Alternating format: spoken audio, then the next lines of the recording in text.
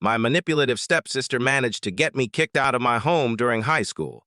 Now, years later, she's finally facing the consequences of her actions. I, a 26-year-old female, have been engaged to my fiancé, whom I will call Brian, a 26-year-old male, for about 2 months. I met him through a dating app 4 years ago, and since then, we've been inseparable. Brian and I are truly soulmates. He is the one person in my life who has never let me down, always supporting and understanding me in ways no one else ever has. I haven't had an easy life growing up. My parents got divorced when I was just 2 years old. My dad walked out on us, and he never looked back. Although he did pay child support, that was about the extent of his involvement. He never bothered to actually come meet me, attend any of my important life events, or even see how I was doing. It was as if I was a responsibility on paper, but not a part of his life in reality. My mom, 48 years old now, was also not the best mother one could hope for. To be honest, she was more involved in other activities when I was younger rather than actually raising me.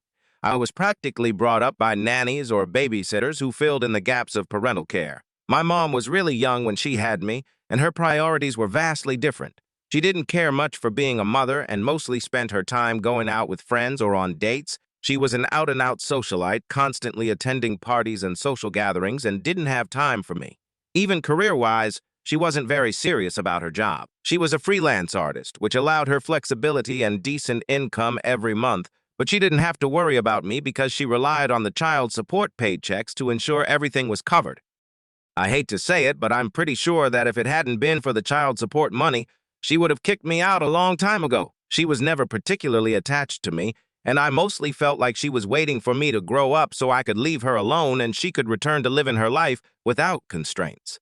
Then, when I was around 13 years old, she started seeing my stepfather. My stepfather, let's call him Gabriel, is 50 years old. He also had a daughter my age, and we'll call her my stepsister, Amelia. When they first started dating, my mother brought his family home for the first time to introduce us to each other. She told me to be on my best behavior and said that this was really important for her. Now, she had brought home boyfriends thousands of times before that, but she had never cared about the way I behaved. She would usually just inform me that she had guests coming over, and I would take it as a signal to go to my room and stay there until they left. But this time, I felt like she was serious about the guy because otherwise, she wouldn't have cared about my behavior. Let me phrase it better. She wouldn't even have cared about my existence in the house if she hadn't been serious about Gabriel. It was a strange experience for me, having to engage with a new family dynamic and seeing my mother in a different light. She seemed genuinely invested in the relationship with Gabriel, which was something new. It was a period of adjustment for all of us, trying to blend two families into one. I had mixed feelings about it, but overall, I was happy for my mother if this made her happy. As time went on, Gabriel and Amelia moved in with us and became a permanent part of our family.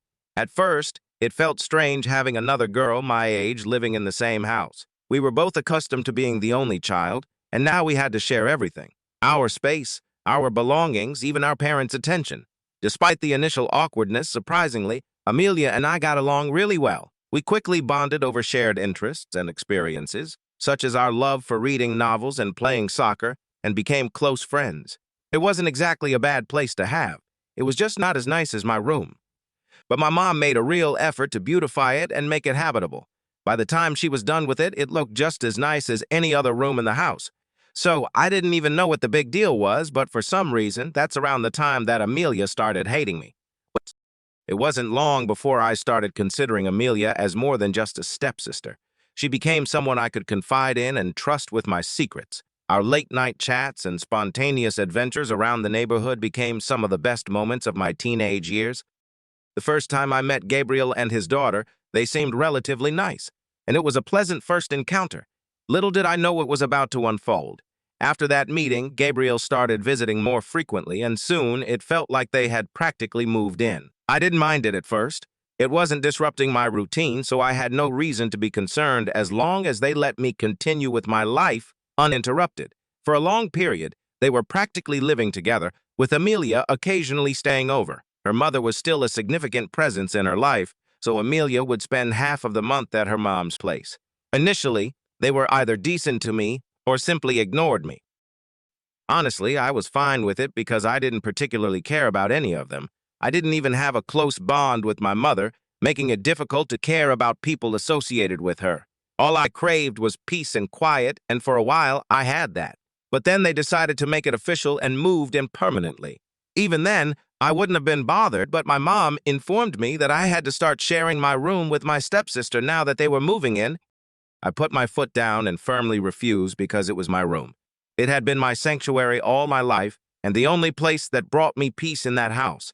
I had a corner with my books and art supplies that I cherished. I wasn't going to compromise my freedom by sharing my room with someone I barely knew, and I told my mother I wasn't going to do it. We had a massive argument about it, and she threatened to kick me out if I didn't comply. I was 14 at the time, and though young, I understood the law. I felt compelled to stand my ground because my mother was unpredictable and untrustworthy.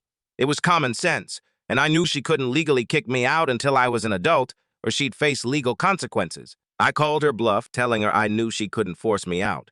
Frustrated, she conceded and allowed me to keep my room. Instead, she decided to transform the basement into a room for Amelia, giving her a space of her own and maintaining the peace at home.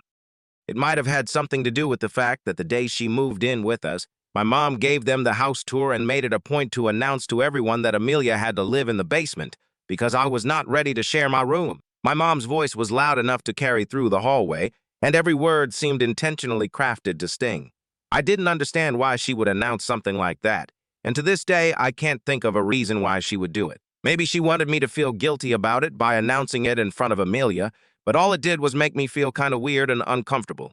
It made me feel embarrassed for her, imagining her living down there alone like some sort of outcast. But I didn't feel sorry for putting my foot down. My room was my sanctuary, filled with my books, posters, and the comforting chaos that defined my personal space. Or maybe she just wanted drama and wanted Amelia to know that I had refused to share my room with her, which would inevitably lead to problems between us. Amelia didn't seem like the kind of girl who would let something like this go. My mom was right about it. Amelia didn't let it go. And after that day, she started treating me like the enemy. Her icy glares and sharp-tongued comments became a regular part of my life. She would still spend half the month with her mother, but the days that she would be living with us were nothing short of awful for me. She was a menace to society, and she really had it in for me. She would be mean to me constantly and make horrible remarks about me right to my face. Just to give you guys an idea of the kind of things that she would tell. She once said that the reason my dad had left my mother was probably because of me, and then she laughed about it like it was hilarious. Her laughter echoed cruelly, bouncing off the walls and into my heart.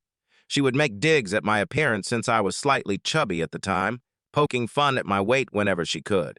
She would also make fun of me for no reason at school. Amelia had a whole clique of mean girls at school, and she would never pass up the opportunity to bully me with her cronies near.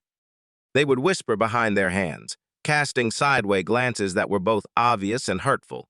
Amelia and her friends would usually just ignore me, and I preferred that. She and I were never friends, but that was far better than being her enemy. The saddest part was that I hadn't even done anything to her. She was just offended that I didn't want to share my room with her.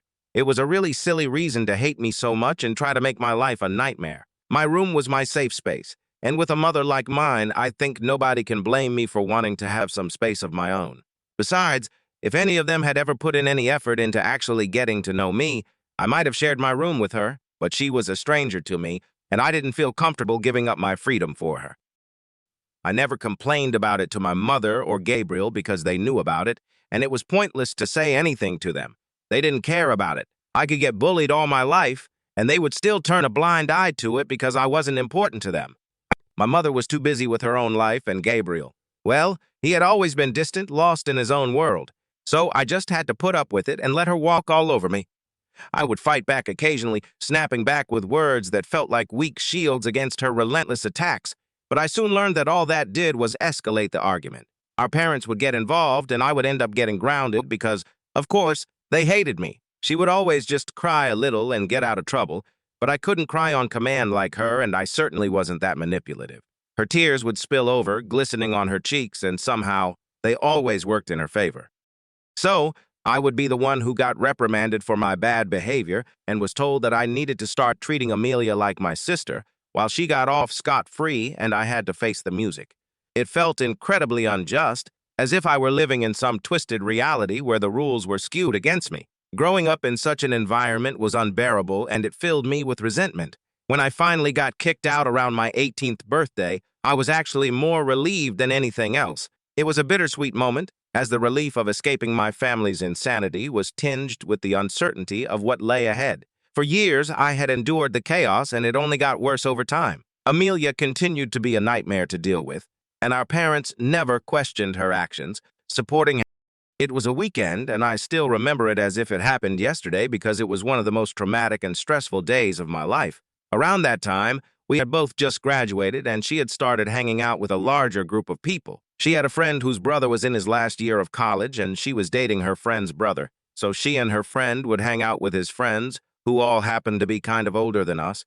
I knew all about the kind of things they would get up to, but I didn't think that it was worth bringing up with my parents because with my luck, it would probably just backfire. So I never told anybody about the fact that she had started drinking, and even though I couldn't prove it, I knew that she was smoking weed and stuff. During those 4 tumultuous years, Amelia managed to turn our entire high school class against me. It felt like a carefully orchestrated campaign to isolate me socially. I recall countless lunch breaks where I sat alone, feeling the weight of the whispers and sideways glances. I only had a couple of friends who would even talk to me, brave enough to defy Amelia's influence. Everybody else hated me simply because she did, and that, in their minds, was justification enough. The impact on my mental health was profound. I was struggling to maintain any semblance of well-being, and it seeped into every aspect of my life.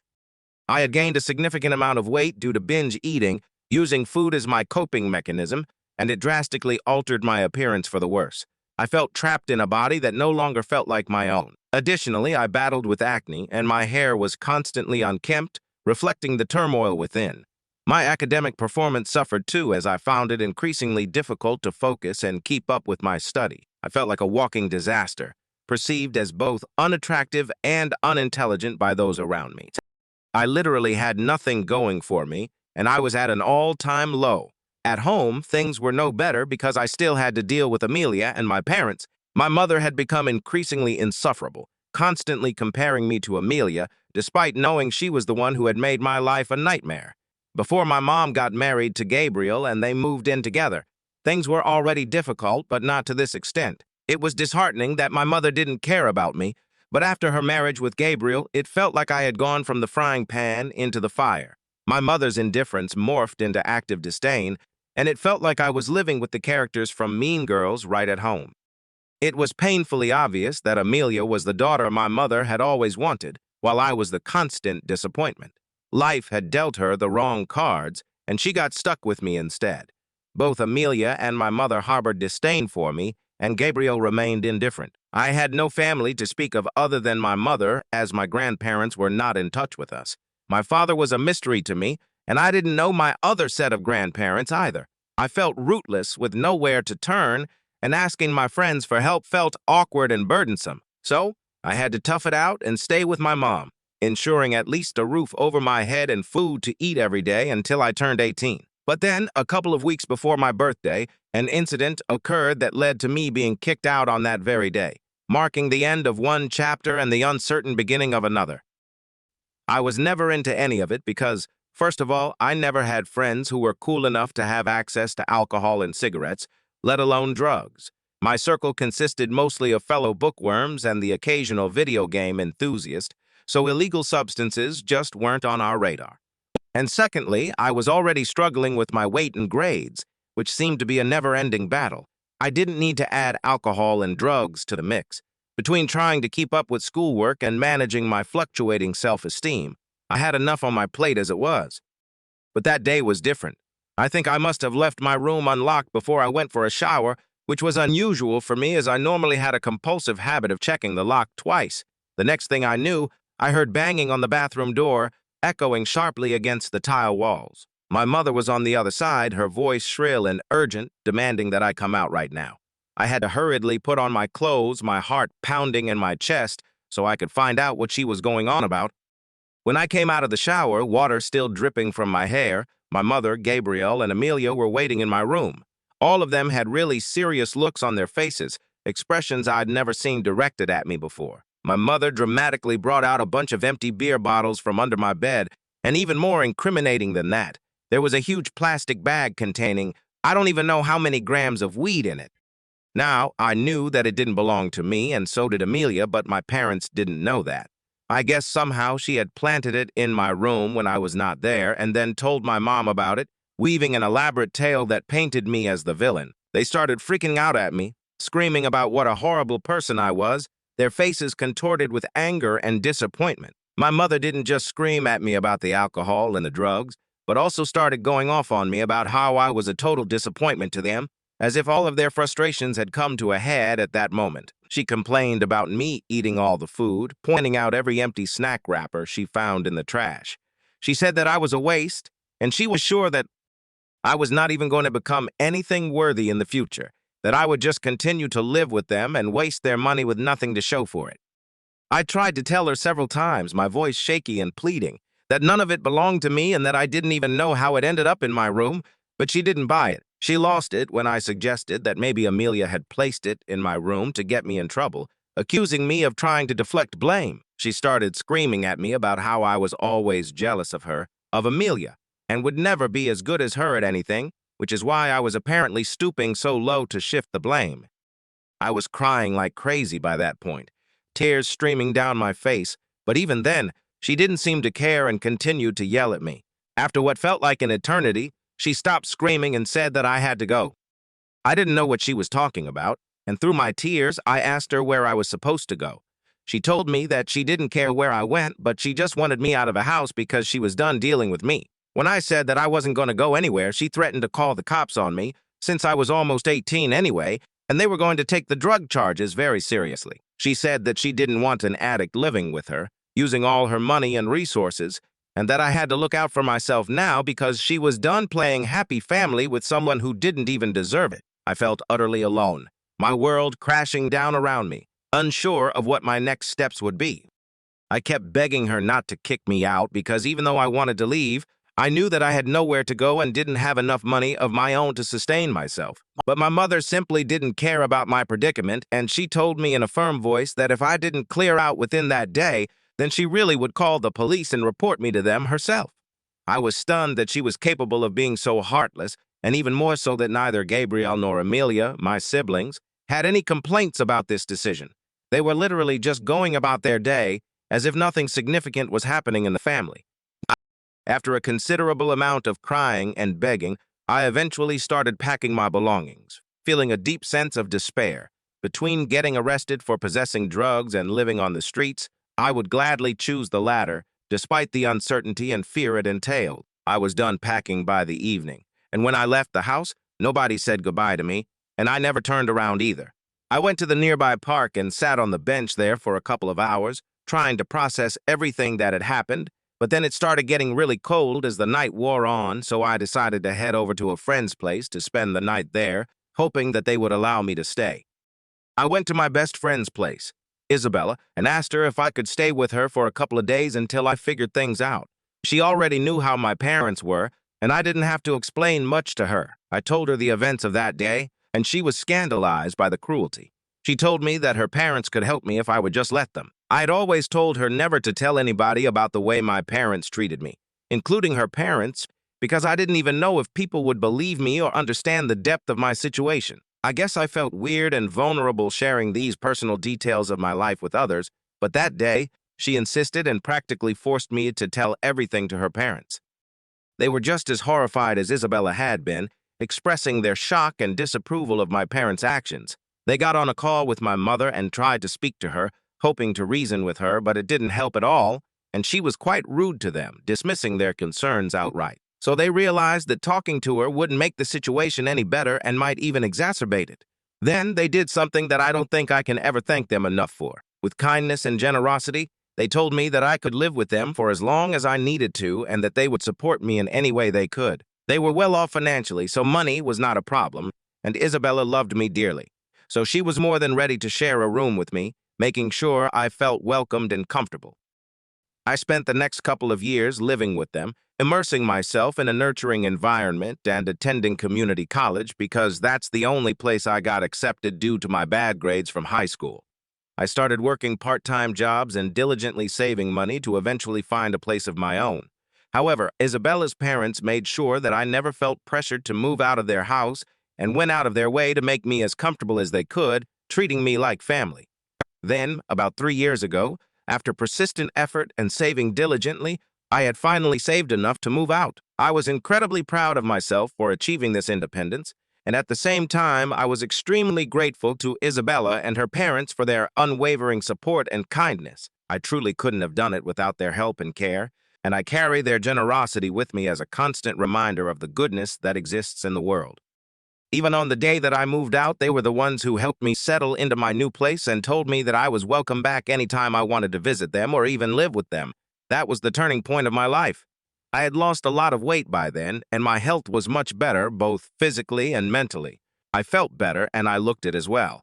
The changes in my lifestyle, like eating healthier and exercising regularly, had finally started to pay off. I was also earning enough to support myself, and I had spent enough time working hard on myself, so I decided to start dating as well.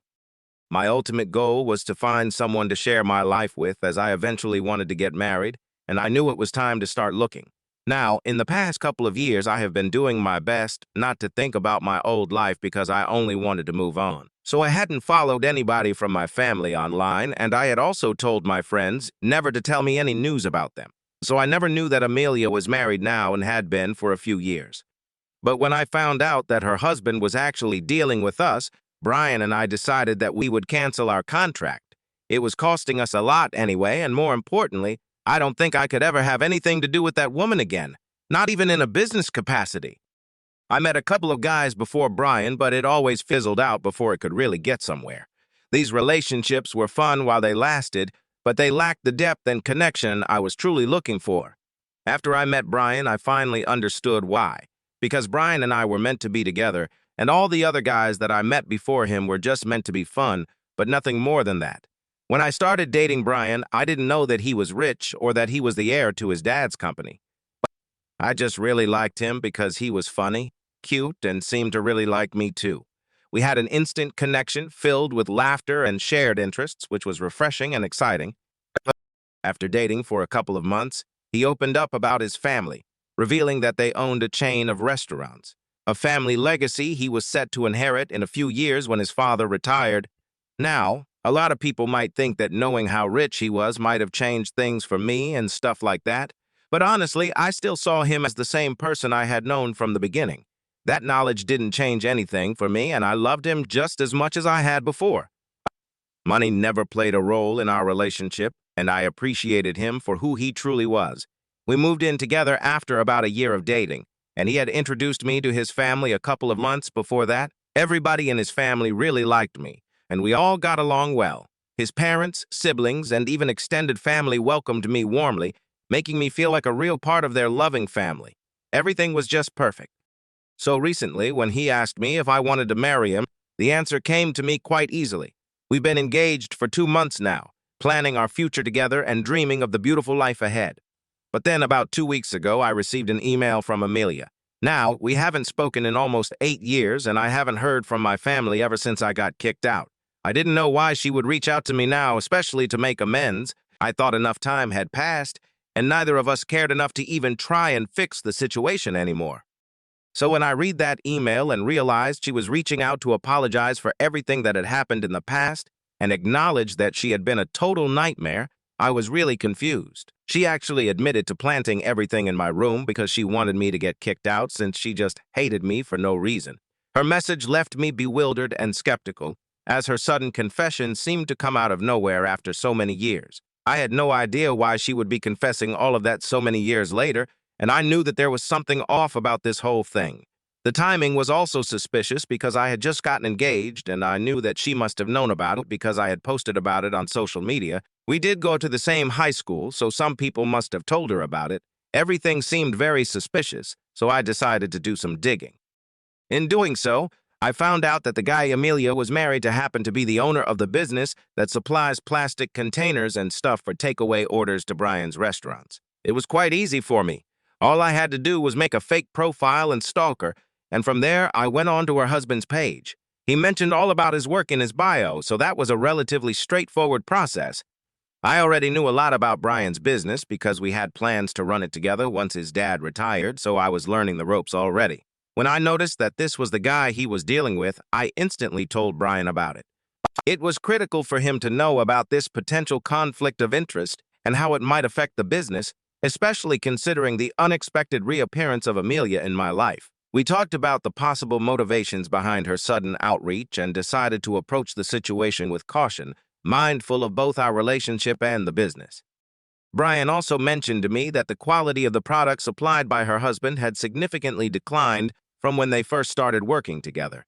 Because of this decline, they had already been considering finding a different supplier. They had been in discussions with another supplier who not only offered better quality products, but also more competitive prices. So last week, just a couple of days after I received that email from Amelia, Brian made the decision to hold a meeting with her husband to formally terminate their contract.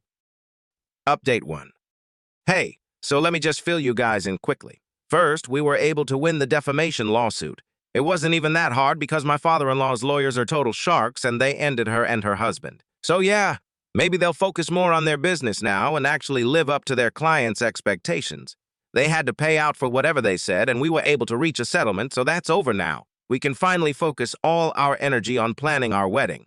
It's really exciting and I can't wait to be married to Brian. As I said, he is literally my soulmate, and I waited long enough to find someone like him. Now that I finally have him, I'm never letting him go. For some reason, Amelia is convinced that I orchestrated this entire situation to get back at her, and she's been accusing me of it through email and social media posts. We haven't spoken in nearly a decade, yet she still believes I hold a grudge against her. Which, to be honest, I might, but that's not the reason her husband lost our business. Recently, she made a public post mentioning that many clients had already been dropping them, and she suggested that this incident was just the final straw. She claimed that I acted purely out of spite. Moreover, she tagged our company's Facebook page in her post, turning the situation into quite a public mess. I actually feel somewhat bad for Amelia because, in her post, she admitted that she and her husband have been losing clients left and right, which must be incredibly stressful. All right, I'll concede that part of this was personal, but much of it was based on professional grounds too. I doubt that Brian and his father would have decided to drop her husband as their supplier based solely on my input. Nevertheless, I do feel a bit guilty for being involved in the decision that led my fiancé to cease working with my estranged stepsister's husband. Update 2. So Brian consulted with his dad's lawyers, and his dad is confident that we made the right choice. As a result, we are pursuing legal action against Amelia and her husband, demanding they take down the defamatory post and pressing charges for defamation. Frankly, the husband was overcharging us while delivering subpar products. Naturally, if we found a better deal elsewhere, we were going to take it. It just so happened that Amelia was married to the owner of the business we decided to leave. Rather than focusing on improving their company, Amelia chose to spread falsehoods on social media, attempting to tarnish our reputation. It's absurd that I allowed myself to feel sympathy for her after everything she put me through, but the supportive comments really opened my eyes, so I want to thank everyone for that. Your support means a lot to me. Update 3. And how Brian and his father filed a defamation lawsuit against Amelia and her husband a few days ago, and we are set to meet with a court-appointed mediator sometime next week. In the meantime, my mother has decided to leap to the defense of her beloved stepdaughter once again. It's so absurd that it feels like I'm back in high school drama, but thankfully, I'm not in high school anymore. Now I can choose to ignore everything they say and tune out the negativity. Unlike back then, I don't need to be in my mother's good graces to ensure I have a place to live. She can complain all she wants, but it won't change anything. After Amelia was served with the lawsuit, my mother has been trying to reach out to me for days. However, I've simply blocked her and moved on with my life. I don't need that kind of negativity around me while I'm engaged and preparing to marry the man of my dreams. The last thing I need is her or her troublesome stepdaughter causing turmoil in my life again.